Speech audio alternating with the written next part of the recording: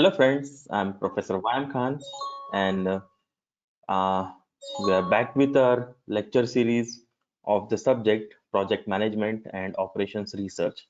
Now, today onwards, we'll be studying linear programming problems, and this is a very important topic in this particular subject. This is the first part of this lecture series, and before proceeding to this part one, I'll request you to subscribe to my channel, like this video, share these videos, and keep studying. Okay, now in this particular part today, we will see some of the introductory part of linear programming and how to formulate a linear programming model or how to formulate a LPP problem. Okay, now all of you know that a model or any model in operations research, it represents real life problems or real life situations like your it may be related with your transportation problem, it may be related with your traffic, it may be related with your assignments, it may be related with your manpower or any industrial situation like inventory issue or queuing issue. Okay, now everything is represented in OR by a model. Similarly, we have a particular model that is called as linear models. Now, these linear models use linear equations to represent the real life issues or real life problems. So, most of the part in this linear programming is represented by a mathematical linear equation. Okay, now linear programming, it deals with the optimization. Now we have to optimize, we have to solve that real life problem. Okay, and how it is solved, either the profit is maximized, okay, or the cost is minimized. So profit maximization happens, or cost minimization happens, or manpower minimization happens, or your time minimization happens, and thus we increase the profit of you can say whatever the profit is, then we increase it by doing these two things. Okay, now linear programming problem deals with the optimization of a function of variables known as objective function. Now in this particular linear models, or in this particular, I'll be using LPP for this linear programming or for this linear models. Now in this LPP, there is an objective function given to us, that is our objective, that we want to maximize, either we want to maximize or either we want to minimize. That will be our objective function, वो रहेगा हमारा objective function. मतलब किस चीज को maximise करना है, किस चीज को मिनिमाइज करना है, ये रहेगा हमारा ऑब्जेक्टिव. ओके, और ये objective it will be subjective to set of linear equations. अब बट ऑब्वियस है, अगर हमको जो प्रॉफिट है वो अगर मैक्सिमाइज करना है, अगर हमको प्रॉफिट बढ़ाना है, तो प्रॉफिट कुछ चीजों से रिलेटेड रहेगा, कुछ चीजों से डिपेंडेंट रहेगा, कुछ चीजों के ऊपर उसका डिपेंडेंसी रहेगा, बराबर है. तो वो सब्जेक्टेड है, वो सब्जेक्टेड है किसको, सेट ऑफ लीनियर इक्वेशंस को एंड और इनइक्वालिटीज को. अब ये जो इनइक्वालिटीज है या जो सब्जेक्ट के इक्वेशंस है, ये कैसे रहते हैं ये मैं आपको बताऊंगा. उसको बोलते हैं हम constraints. They are called as constraints. देखो, हमारे पास में लीनियर प्रोग्रामिंग में क्या दिया रहेगा, हमारे पास में एक सिचुएशन दी रहेगी, जैसे कि कुछ मशीन्स है, कुछ मशीन्स के ऊपर कुछ प्रोडक्ट बन रहा है, और वो प्रोडक्ट इतने ही लिमिट में बन सकता है, इतना उसका कैपेसिटी है, और अगर वो प्रोडक्ट बिकता है या सेल होता है तो वो इतने अमाउंट में बेचा जाएगा. तो मुझे एक ऐसा आप क्या बोलेंगे मॉडल बना के दो जिसकी वजह से मेरा प्रॉफिट मैक्सिमाइज होगा. हाउएवर, आपको जो मेरे लिमिट्स हैं, जैसे कि एक मशीन के ऊपर कितने प्रोडक्ट्स बन सकते हैं, दूसरे मशीन के ऊपर कितने प्रोडक्ट्स बन सकते हैं, ये जो मेरे लिमिट्स हैं इनको हम बोलते हैं कंस्ट्रेंट्स. ओके, इन सब चीजों को हम क्या बोलते हैं, कंस्ट्रेंट्स. और जो हमारा ऑब्जेक्टिव है, जैसे कि प्रॉफिट मैक्सिमाइज करना, ये हमारा ऑब्जेक्टिव फंक्शन रहेगा. इसको भी हम एक लीनियर इक्वेशन की मदद से रिप्रेजेंट करेंगे, हमारे कंस्ट्रेंट्स को भी हम लीनियर इक्वेशन के मदद से रिप्रेजेंट करेंगे। ओके, द ऑब्जेक्टिव फंक्शन में भी प्रॉफिट, वो प्रॉफिट रह सकता है, कॉस्ट रह सकता है, प्रोडक्शन रह सकता है। जैसे कि अगर मैं प्रोडक्शन को मैक्सिमाइज करना है, ओके, या प्रोडक्शन कैपेसिटी बढ़ाना है, या जो भी मेजर ऑफ इफेक्टिवनेस है, ये क्या रह सकता है, हमारा ऑब्जेक्टिव फंक्शन रह सकता है, which is to be obtained in the best possible और ऑप्टिमल मैनर। उसको बेस्ट वे से कैसा हम ढूंढ सकते हैं, ये यहाँ पर हमको देखना है। Okay, the constraints may be imposed by different resources such as market demand, production process and equipment, storage capacity, raw material availability, etc. ये जो चीजें रहेगी कंस्ट्रेंट्स, ये हमारे प्रोडक्शन प्रोसेस से रिलेटेड रह सकती है, हमारे डिमांड से रिलेटेड रह सकती है, हमारे इक्विपमेंट से रिलेटेड रह सकती है। आपके पास में ड्रिलिंग मशीन ही नहीं है तो आप जॉब के ऊपर ड्रिल बना सकते हैं क्या? ड्रिलिंग मशीन अगर आपके पास में अवेलेबल नहीं है तो आपके पास में जो इक्विपमेंट नहीं है, इसकी वजह से आप कुछ चीजें नहीं कर पाएंगे। आपके पास में कुछ पर्टिकुलर प्रोसेस नहीं है प्रोडक्शन रिलेटेड, तो वो प्रोसेस अगर आपके पास में नहीं है और उससे रिलेटेड कुछ इशू आता है तो वो आप सॉल्व नहीं कर सकते।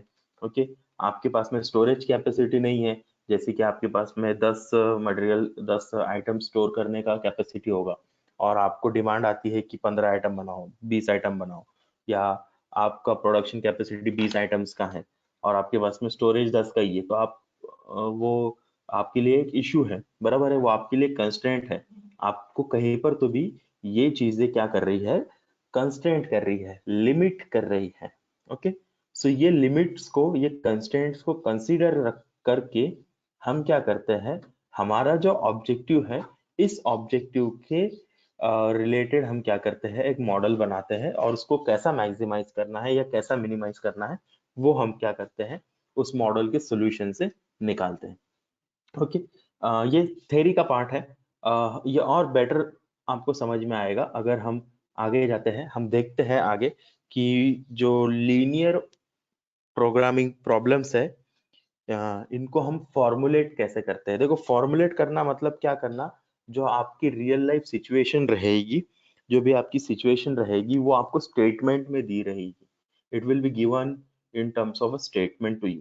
Okay, some statements will be given to you and these statements are to be converted in mathematical format, or you can say it has to be converted into some mathematical model. Okay, and that mathematical model is our linear programming model। जो भी हमारा LPP का model है, इसके अंदर हमको क्या करना है, जो रिटर्न स्टेटमेंट दिया है उसमें उसको कन्वर्ट करना है। ओके, अब ये कैसा कन्वर्ट किया जाता है, ये पहली चीज हमको देखना है। सो ये formulation of linear programming problems अभी तक के एग्जाम्स में कई बार पूछा गया है कि आपको स्टेटमेंट दिया रहता है और आपको बोला रहता है कि फॉर्मुलेट करो एलपीपी मॉडल या फिर लीनियर प्रोग्रामिंग मैथमेटिकल मॉडल को फॉर्मुलेट करो। ओके, तो तब आपको वो फॉर्मुलेट करते आना चाहिए। अब ये कैसा किया जाता है? First, the given problem must be presented in a linear programming form. जैसे मैंने बोला आपको, जो प्रॉब्लम रहेगा, जो सिचुएशन दिया रहेगा, इसको आपको क्या करना है, मैथमेटिकल लीनियर इक्वेशन में क्या करना है, उसको कन्वर्ट करना है। Okay, this requires defining the variables of the problem. इसमें हम क्या करते हैं, इसमें हमको रिक्वायर्ड रहता है कि पहले तो वेरिएबल्स कौन से हैं जो चेंज होने वाले हैं, या वेरिएबल्स जो भी रहेंगे प्रॉब्लम के, वो क्या करो,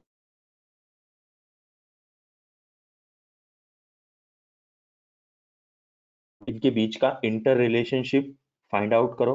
okay, establishing inter relationship between them, इन वेरिएबल्स के बीच का रिलेशनशिप। उसके बाद में फॉर्मुलेटिंग द ऑब्जेक्टिव फंक्शन, क्या ऑब्जेक्टिव फंक्शन है हमारा, हमारे को क्या करना है, मैक्सिमाइज करना है कुछ चीज को, या कुछ चीज को मिनिमाइज करना है, और इससे रिलेटेड कौन से हमारे कंस्ट्रेंट्स हैं। तो ये चार चीजें हमको पहले आइडेंटिफाई करते आने चाहिए एक गिवन स्टेटमेंट से। सो ये अगर आपको आइडेंटिफाई करते आ गया तो आपको फॉर्मुलेशन आ गया। If you are able to identify the four things, that is constraints, your objective function, the variables and the relationship between these variables. Okay, if you are able to identify these things, you are able to formulate a linear programming problem, a model which approximate as closely as possible to the given problem is then to be developed. Okay, हमको क्या करना है, इसकी मदद से एक mathematical model develop करना है. अब जो मैथमेटिकल रिप्रेजेंटेशन है हमारे एलपीपी का, तो वो तो मैं आपको यहाँ पर अभी एक प्रॉब्लम की मदद से बता दूंगा, बट हम और एक प्रॉब्लम देखेंगे जिसकी मदद से हम क्या करेंगे कि एक्चुअल में वो कैसा एलपीपी का मॉडल कैसा दिखता है या एलपीपी मॉडल कैसा रिप्रेजेंट होता है, ये हम सीखेंगे. ओके, सो एक न्यूमेरिकल लेते हैं, एक प्रॉब्लम लेते हैं. ये प्रॉब्लम है प्रोडक्शन एलोकेशन प्रॉब्लम, मतलब प्रोडक्ट को कैसा एलोकेट करना है, कौन से प्रोडक्ट को कौन से मशीन पर लगाना है या कौन से मशीन पर देना है, भेजना है. So this is related with your production allocation problem, इसके लिए इसको बोला है प्रोडक्शन एलोकेशन प्रॉब्लम. अब जब भी आप फॉर्मुलेशन करेंगे तो उसके लिए आपको कुछ इस तरीके से स्टेटमेंट दिया रहेगा. Okay, the statement will be given to you like this. There will be one table और दिस टेबल में be in the format of statement, और स्टेटमेंट के फॉर्म में भी दिया जा सकता है.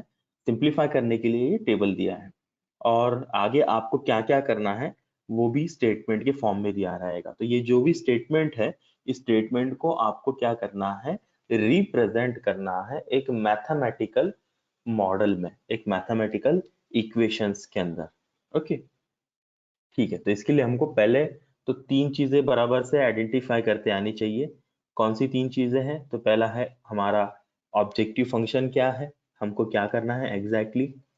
दूसरा हमारा वेरिएबल्स कौन से हैं, इसमें क्या क्या वेरिएबल्स हैं वो देखने हैं. और तीसरी चीज हमारा जो वेरिएबल्स है इनके बीच का inter relationship.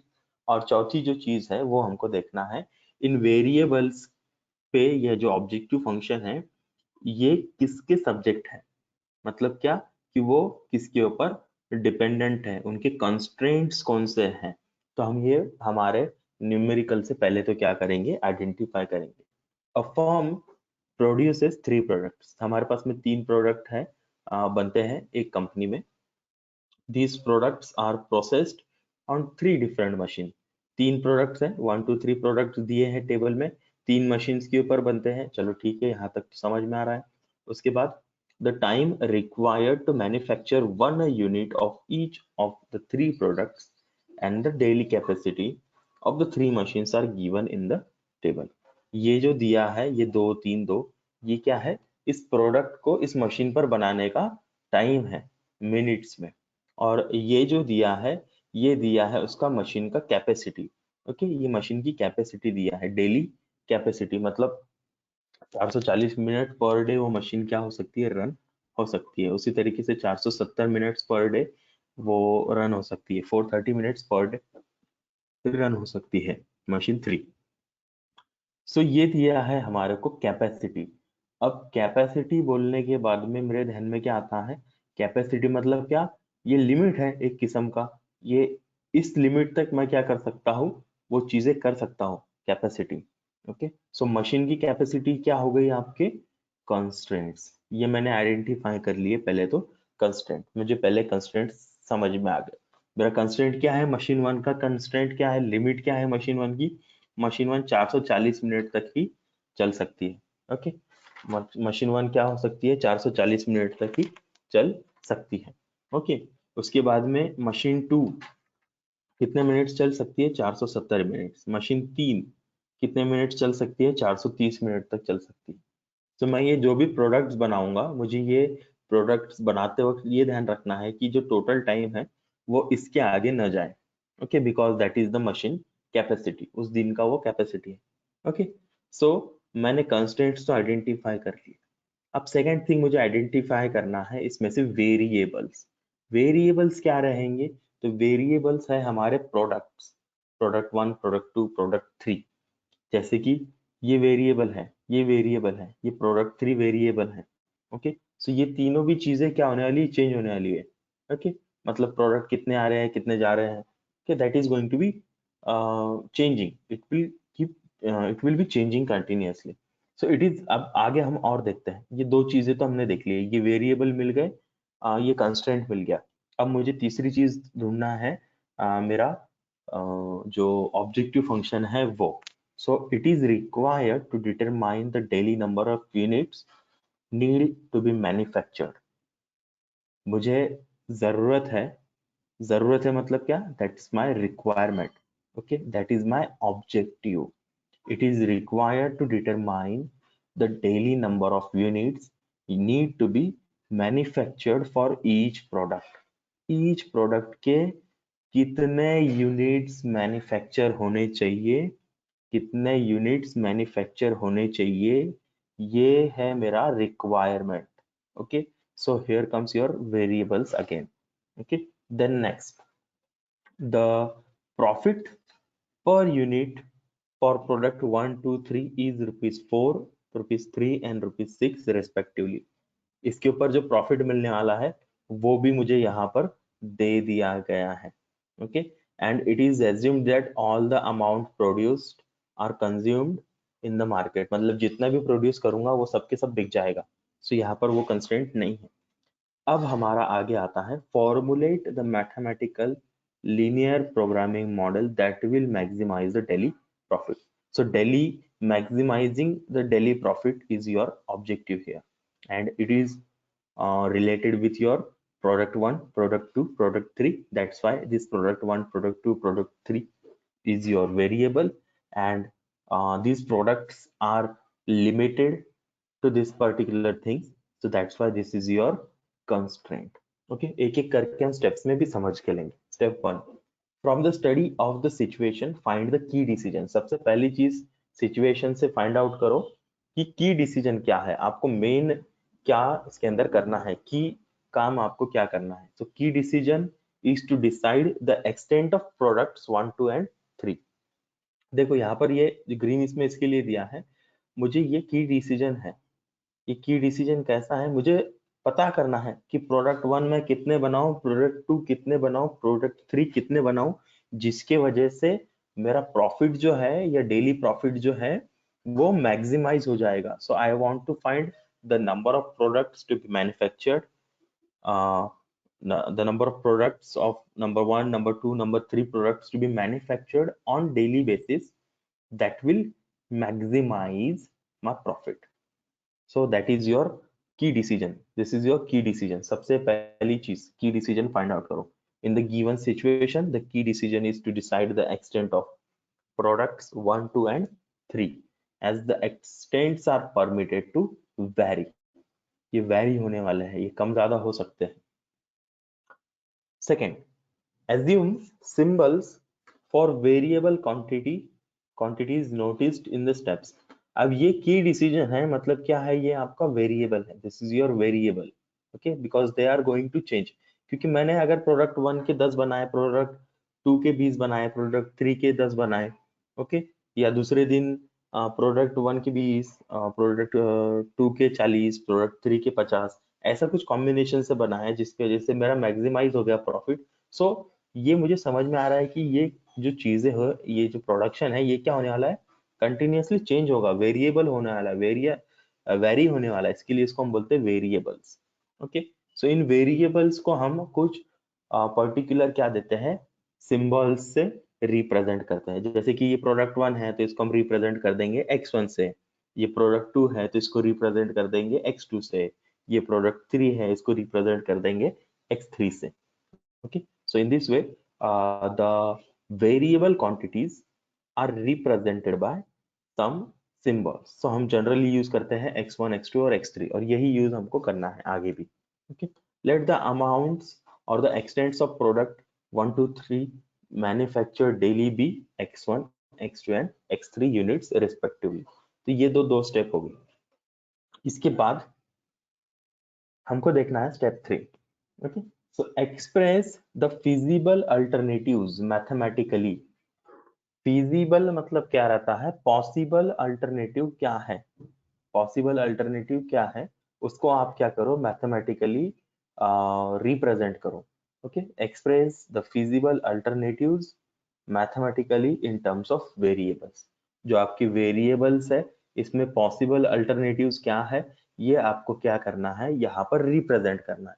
So it is not very difficult here. Okay, दो the statement is very big, आपको बहुत बड़ा स्टेटमेंट दिख रहा होगा, पर ये बहुत सिंपल चीज है. देखो, आपको पता है प्रॉफिट कब मैक्सिमाइज होगा, जब x1 will be your product 1 और product 2 और product 3 will be produced in some quantity. मतलब कुछ क्वांटिटी में, x क्वांटिटी में अगर ये प्रोड्यूस होते हैं तो ही प्रॉफिट होगा. ये अगर प्रोड्यूस नहीं हुए तो आपको प्रॉफिट होने वाला है क्या? नहीं, आपको प्रॉफिट बिल्कुल नहीं होगा. अगर आप प्रोड्यूस ही नहीं करेंगे तो आपको प्रॉफिट होने वाला है क्या? नहीं. सो ये जो चीज है फिजिबल अल्टरनेटिव्स हमको क्या बताती है कि x1, x2 and x3 should be greater than or equal to 0. मतलब x1 कुछ नंबर्स में प्रोड्यूस होना चाहिए, x2 कुछ नंबर में प्रोड्यूस होना चाहिए, x3 कुछ नंबर में प्रोड्यूस होना चाहिए. So that is greater than or equal to 0. Since negative production has no meaning and is not feasible. मतलब नेगेटिव प्रोडक्शन पॉसिबल है क्या? नहीं है. So it is not feasible. So that's why हम इसको क्या करते हैं, इस तरीके से लिख देते हैं. तो that is it. Okay, those which are physically, economically and financially possible ways हैं, जो भी अल्टरनेटिव्स फिजिकली पॉसिबल है, इकोनॉमिकली पॉसिबल है, फाइनेंशियली पॉसिबल है, इन वेज को हम क्या करते हैं, इस तरीके से रिप्रेजेंट कर देते हैं. स्टेप 4 है मेंशन द ऑब्जेक्टिव क्वांटिटेटिवली. हमारा जो ऑब्जेक्टिव है, ऑब्जेक्टिव क्या है हमारा, हमारा ऑब्जेक्टिव हमने देखे थे कि it is to maximize the profit. So उसको क्या करना है, आपको क्वांटिटी में रिप्रेजेंट करना है. किसके अंदर? क्वांटिटेटिवली. ओके, और कैसा रिप्रेजेंट करेंगे? With the help of linear function of variables. एक लीनियर इक्वेशन की मदद से हम क्या करेंगे, उसको रिप्रेजेंट करेंगे. जैसे कि यहाँ पर है हमारा क्या करना है, हमको प्रॉफिट बढ़ाना है. सो हमारा फंक्शन जो रहेगा ऑब्जेक्टिव फंक्शन, उसको हम कुछ इस तरीके से लिखेंगे, मैक्सिमाइज z. z मतलब क्या, हमारा ऑब्जेक्टिव फंक्शन. ओके, सो इसको हर बार इसी तरीके से लिखना है. अगर मिनिमाइज करना है कॉस्ट तो यहाँ पर आएगा मिनिमाइज z. अगर मैक्सिमाइज करना है प्रॉफिट तो आएगा मैक्सिमाइज z. अगर मिनिमाइज करना है हमारा टाइम तो वो मिनिमाइज z आ जाएगा. सो इस तरीके से हम क्या करेंगे, मैक्सिमाइज मिनिमाइज को ऐसा रिप्रेजेंट करेंगे. अब ये जो हमारा प्रॉफिट है, ये जो हमारा प्रॉफिट है, ये किसके ऊपर डिपेंडेंट है? ये हमारे वेरिएबल्स के ऊपर डिपेंडेंट है. मतलब मैं x1 कितना प्रोड्यूस करूंगा तो मेरा प्रॉफिट मैक्सिमाइज होगा, मैं x2 कितना प्रोड्यूस करूंगा तो मेरा प्रॉफिट मैक्सिमाइज होगा, मैं x3 कितना प्रोड्यूस करूंगा तो मेरा प्रॉफिट मैक्सिमाइज होगा. ओके, ये किसके ऊपर डिपेंडेंट है? x1, x2 और x3 के ऊपर डिपेंडेंट है. तो ये x1, x2 और x3 आ गया. अब मैं जितनी क्वांटिटी x1 की प्रोड्यूस करूंगा, बराबर है, उसके ऊपर मुझे कितना प्रॉफिट मिलने वाला है? तो मुझे प्रॉफिट मिलने वाला है, यहाँ पर दिया है. ओके, जो प्रॉफिट पर यूनिट है वो यहाँ दिया है. तो अगर मैं प्रोडक्ट 1 के मतलब x1 के 1 यूनिट प्रोड्यूस करता हूँ तो मुझे 4 रुपए का प्रॉफिट होगा. अगर मैं x2 का 1 यूनिट प्रोड्यूस करता हूँ तो मुझे 3 रुपए प्रॉफिट होगा. मैं x3 का अगर 1 यूनिट प्रोड्यूस करता हूँ तो मुझे 6 रुपए प्रॉफिट होगा. बराबर है.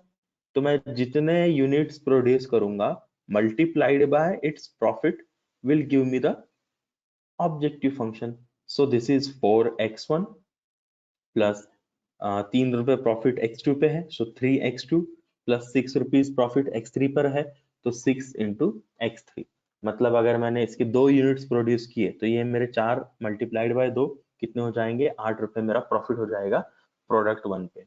दूसरे इसमें कितना प्रॉफिट हो जाएगा? अगर 2 यूनिट्स प्रोड्यूस किए तो 6 दुने 3 दुने 6 रुपए मेरा प्रॉफिट हो जाएगा. सो like this.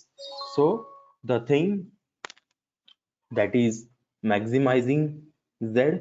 Okay, the thing that is depend the z that is it is dependent on x1, x2, x3, and these x1, x2, x3 they are profitable by this much amount. Okay, they give profit by this much amount, so multiplied by their quantities. So 4x1 plus 3x2 plus 6x3, ये ऐसा मेरा बन गया objective function. ये पहला objective function मैंने यहाँ पर बना दिया. इसके बाद में मैं बनाता हूँ अब ये जो ऑब्जेक्टिव फंक्शन है, ये किसके ऊपर डिपेंडेंट है? अब ये हमारा मैक्सिमाइज जेड जो है, ये प्रोडक्ट 1, प्रोडक्ट 2, प्रोडक्ट 3, मतलब मशीन 1 पे कितना बनेगा, मशीन 2 पे कितना बनेगा, मशीन 3 पर कितना बनेगा। These profits or the objective function is machine 1 capacity, machine 2 capacity, and machine 3 capacity of producing product 1, 2, and 3. So, put into words the influencing factors और constraints, जो constraints हैं, जो limits हैं, इसको हमको क्या करना है, हमारे mathematical form में डालना है। These occur generally because of constraints on availability and requirement। मतलब आपकी requirement अगर 400 है तो मैं 400 तक ही प्रोड्यूस करूंगा, अगर मेरी कैपेसिटी 300 तक है तो मैं 300 तक प्रोड्यूस करूंगा, like this। Okay, so express these constraints also as linear inequalities or equations। जैसे कि मशीन 1 के लिए, अब हमने जब इसको x1 एज्यूम किया है, इसको x2 एज्यूम किया है और इसको x3 एज्यूम किया है, तो सिंपल इक्वेशन बनेगा 2x1 3x2 2x3 less than और इक्वल टू 450। अब ये लेस देन और इक्वल टू 450 क्यों बोल रहा हूं मैं? लेस देन और इक्वल टू 450 क्यों बोल रहा हूं? क्योंकि ये मेरी कैपेसिटी है, मैं यहां तक ही प्रोड्यूस कर सकता हूँ। ओके, अगर बोला था कि मिनिमम आई प्रोड्यूस, मिनिमम जो टाइम है वो 440 है, इसके ऊपर ही है तो वो हो जाता था ग्रेटर देन और equal to. Okay, so like this, so 2x1 3x2 2x3। Similarly दूसरा इक्वेशन बनेगा 4x1, अब ये कुछ भी नहीं प्रोड्यूस होता इसके ऊपर, प्रोडक्ट 2 बनता ही नहीं है मशीन 2 पर, सो 0x2 3 तुम्हारा x3। Okay, these are the times. Okay, now 2x1 5x2, ये बनता ही नहीं है, इसके लिए ये भी डैश किया है तो 0x3। तो इस तरीके से जो हमारा ऑब्जेक्टिव फंक्शन है, it is subject to these equations। So 2x1 plus 3x2 plus 2x3 less than or equal to 440। Then second equation for machine 2, 4x1 plus 0x2 plus 3x3 less than or equal to 470। And for machine 3, 2x1 plus 5x2 plus 0x3 less than or equal to 430। So इस तरीके से हम क्या करते हैं, ये हमारा mathematical formulation करते हैं। हमको फॉर्मुलेशन में सिर्फ इतना ही करना है। अब ये इक्वेशन को सॉल्व कैसा करते हैं ये हम आगे वाले वीडियो में देखेंगे, बट हमारे को अभी पहले क्या करना है कि फॉर्मुलेट कैसा होता है प्रॉब्लम, प्रॉब्लम को इक्वेशन में कैसा डालते हैं वो सीखना है। ओके, सो हमारा फाइनली जो प्रॉब्लम रहेगा वो आपको कुछ इस तरीके से रहेगा, और आपको एग्जाम में भी कुछ इस तरीके से प्रॉब्लम पूछा जाएगा कि maximise z is equals to this much subject to this much. Okay, where x1 x2 x3 are greater than or equal to 0। okay, so maximize this objective function 4x1 plus 3x2 plus 6x3 which is subject to मतलब क्या, it is dependent on, it is related with these things। okay, ये यहाँ पर उनके limits less than और equal to के, और आखिरी में रहेगा where x1 x2 x3 and is greater than और इक्वल टू 0। ये रहता है हमारा एलपीपी का मैथमेटिकल मॉडल। अब हम क्या करेंगे, एक फटाक से और एक एग्जांपल देखते हैं जल्दी से, और इस एग्जांपल को हम जल्द से जल्द मैथमेटिकल फॉर्मेट में कन्वर्ट करेंगे। देखो क्या बोला है, अ पर्सन, ये प्रॉब्लम जो है it is related with your diet problem. ये हमारे डाइट प्रॉब्लम है, मतलब किसने कितना प्रोटीन लेना है, किसने कितना फैट लेना है, कितना कार्बोहाइड्रेट्स आना चाहिए आपके पास में, आपके बॉडी में, आपके खाने के जरिए। सो फूड टाइप 1 2 3 4 है दिए हुए, उसका उसकी वजह से आपको कितने प्रोटीन्स मिलेंगे, कितने फैट्स मिलेंगे, कितने कार्बोहाइड्रेट्स मिलेंगे, वो दिया है। और फूड टाइप 1 अगर आप लेते हैं तो उसको कितना कॉस्ट आपको पे करना पड़ेगा वो भी दिया है। A person wants to decide the constituents of a diet which will fulfill his daily requirements of proteins, fats and carbohydrates। Protein, fats और कार्ब्स कितने मेरे खाने में आने चाहिए। ओके, डाइट के ऊपर प्रॉब्लम है, so this is also a real life situation है। डॉक्टर्स को ये मैथमेटिकल मॉडल भी यूज करना पड़ता है कई बार। जो जिम के लोग हैं, जो ट्रेनर्स है, वो यही यूज करते हैं चीजें, कितना देना है फैट्स, कितना प्रोटीन देना है बॉडी को। Okay, at the minimum cost, कम से कम कॉस्ट में मुझे क्या करना है, ये डाइट का प्रॉब्लम बैलेंस करना है। अब मिनिमम कॉस्ट बोलने के बाद में आप समझ जाओ कि मुझे क्या करना है, कॉस्ट को मिनिमाइज करना है, जिसकी वजह से मेरा फूड टाइप या जो फूड है या खाना है वो मुझे बेस्ट से बेस्ट क्या देगा, प्रोटीन्स देगा, फैट्स देगा और कार्बोहाइड्रेट्स देगा। Okay, the choice is to be made from 4 different types of foods. मुझे चॉइस जो है वो 4 अलग अलग फूड से करना है। The yields per unit of these foods are given in the table। ये yield है, मतलब मैंने अगर फूड टाइप 1 लिया तो मुझे 3 यूनिट प्रोटीन मिल जाएंगे, 3 यूनिट फैट, 2 यूनिट फैट्स मिल जाएंगे, 6 यूनिट्स कार्बोहाइड्रेट्स मिल जाएंगे, और सिमिलरली 2, 3 और 4 अगर लिया तो उनके हिसाब से इतना मुझे मिल जाएगा। ओके, मिनिमम रिक्वायरमेंट भी दिया है, मतलब हमारे कंस्ट्रेंट्स दिए हैं। मिनिमम रिक्वायरमेंट कितनी है इसकी, 800। प्रोटीन की 800 है मिनिमम रिक्वायरमेंट, फैट की रिक्वायरमेंट है 200 और कार्बोहाइड्रेट्स की मिनिमम रिक्वायरमेंट है 700। ओके, और मुझे बोला है कि मैथमेटिकल इसका क्या बनाओ, मॉडल बनाओ या लीनियर प्रोग्रामिंग मॉडल बनाओ। तो मुझे पहली चीज क्या करना है, इसके अंदर मुझे वेरिएबल्स फाइंड आउट करने हैं। दूसरी चीज मुझे फाइंड आउट करना है कि इन वेरिएबल्स के बीच में इंटर रिलेशनशिप कैसा है। तीसरी चीज मुझे फाइंड आउट करना है मेरा ऑब्जेक्टिव फंक्शन क्या है। ओके, मेरा ऑब्जेक्टिव फंक्शन क्या है। और चौथी चीज मुझे इसमें फाइंड आउट करना है कि कंस्ट्रेंट्स क्या है। तो मिनिमम रिक्वायरमेंट बोलने के बाद में ये आ गए मेरे कंस्ट्रेंट्स। ये प्रोटीन के ऊपर जो कंस्ट्रेंट है वो 800 है, मतलब मुझे मिनिमम 800 यूनिट्स प्रोटीन चाहिए दिन में। ओके, मुझे मिनिमम कितने यूनिट्स चाहिए, 800 यूनिट प्रोटीन चाहिए दिन में। फिर वो फूड 1 से मिलो, फूड 2 से मिलो, फूड 3 से मिलो, फूड 4 से मिलो। ओके, वो मैं डिसाइड करूंगा बाद में इक्वेशन की मदद से। मुझे मिनिमम 200 यूनिट्स फैट चाहिए, मुझे मिनिमम 700 यूनिट्स कार्बोहाइड्रेट्स चाहिए। ओके, और वो भी कैसे चाहिए मुझे, विथ मिनिमम कॉस्ट, कम से कम खर्चे में। ओके, नाउ तो अगर मैं यहाँ पर ध्यान देता हूँ तो फूड टाइप 1 2 3 4, तो मेरे कंस्टेंट्स यहाँ पर है, तो मेरे वेरिएबल्स इस साइड में रहेंगे, बराबर है। सो लेट योर लेट अब यहाँ पर हम डिस्कस करते हैं, let x1 x2 x3 and x4 denote the number of units और of food type 1 2 3 and 4 respectively. तो ये फूड 1, फूड 2, मुझे फूड 1 कितना लेना चाहिए, मुझे फूड 2 कितना लेना चाहिए, मुझे फूड 3 कितना लेना चाहिए, मुझे फूड 4 कितना लेना चाहिए, जिसकी वजह से मेरी मिनिमम रिक्वायरमेंट भी फुलफिल हो जाएगी और मेरी कॉस्ट भी मिनिमाइज रहेगी, मिनिमम रहेगी, और मैं मेरा डाइट क्या कर सकूंगा, बैलेंस कर सकूंगा। So this food 1 2 3 4 are your objective, sorry these are your variables. ये क्या है, आपके वेरिएबल्स है। ओके, और हमारा ऑब्जेक्टिव क्या है, हमारा ऑब्जेक्टिव है it is to minimise the cost. मुझे मिनिमाइज करना है कॉस्ट।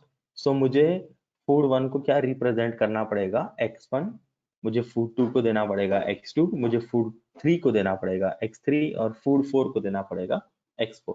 तो मैं x1 कितना खाऊं, x2 कितना खाऊं, x3 कितना खाऊं, x4 कितना खाऊं, जिसकी वजह से मेरी मिनिमम रिक्वायरमेंट जो है वो फुलफिल हो जाएगी, साथ ही साथ में मेरा कॉस्ट भी मिनिमम रहेगा। Okay, so that is your objective function. So सबसे पहले हम करेंगे objective function right.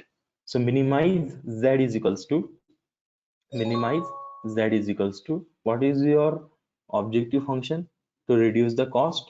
How it will be reduced, if you if you minimize the cost or if you take the least amount of food type, so it will reduce your cost। सबसे कम वाले अगर करते हैं आप, खर्चा करते हैं खाने पे, तो so 45 multiplied by x1, 45 multiplied by x1, 40 multiplied by x2, 85 multiplied by x3, 65 multiplied by x4।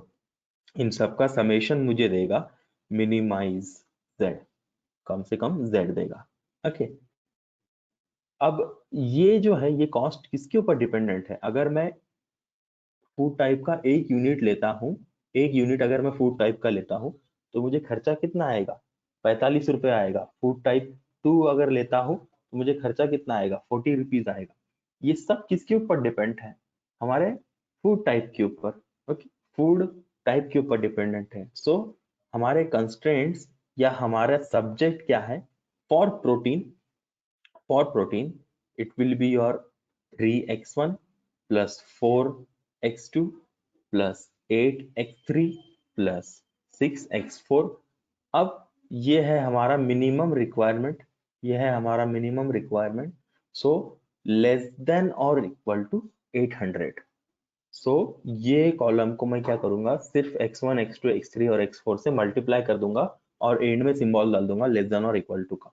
So 3x1 plus 4x2 plus 8x3 plus 6x4 less than और equal to 800। Similarly for fats, fats के लिए कैसा लिखूंगा मैं? 2x1 2x2 sorry 2x1 plus 2x2 plus 7x3 plus 5x4 less than or equal to 200. Similarly for carbohydrates, I'll write 6x1 4 plus 4x2 plus 7x3 plus 4x4 less than or equal to 700, where x1 x2 x3 and x4 are, yes, what, x1 x2 and x3 and x4 are greater than or equal to 0। वो हमेशा greater than or equal to 0 रहेगा, x1 x2 x3 x4। so in this way हम क्या करते हैं? Mathematical model में हमारे given statement को कन्वर्ट करते हैं। इसके ऊपर मैं आपको प्रैक्टिस के लिए कुछ क्वेश्चंस भी दे दूंगा, but before proceeding to that आप ये सब वीडियोस देख लो, ये पहला वाला वीडियो देख लो, समझ लो। कुछ समझ में नहीं आता है तो प्लीज कमेंट में मुझे आप क्वेश्चन पूछो, आप पर्सनली भी पूछ सकते हैं। So thank you very much. So stay safe, stay at home and keep learning. Thank you.